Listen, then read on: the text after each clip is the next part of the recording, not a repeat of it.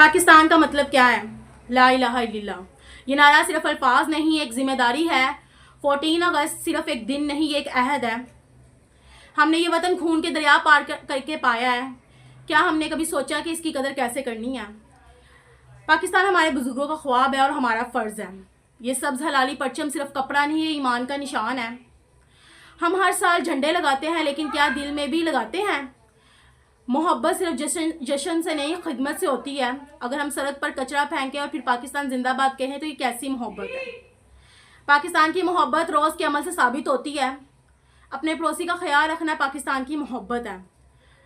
Tax ईमानदारी से देना पाकिस्तान की मोहब्बत है। तालीम को आम करना पाकिस्तान की मोहब्बत है। इंसाफ के लिए आवाज़ उठाना पाकिस्तान के लिए मोहब्बत है। 14 अगस्त याद दहानी करना, ये ज़मीन अल्लाह की नेमत है। इस नेमत की हिफाजत हमारा फ़र्ज़ है।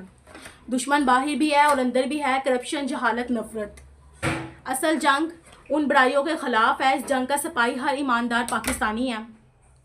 क्या हम वाकई आज़ाद हैं अगर सोच गुलाम हो? क्या हम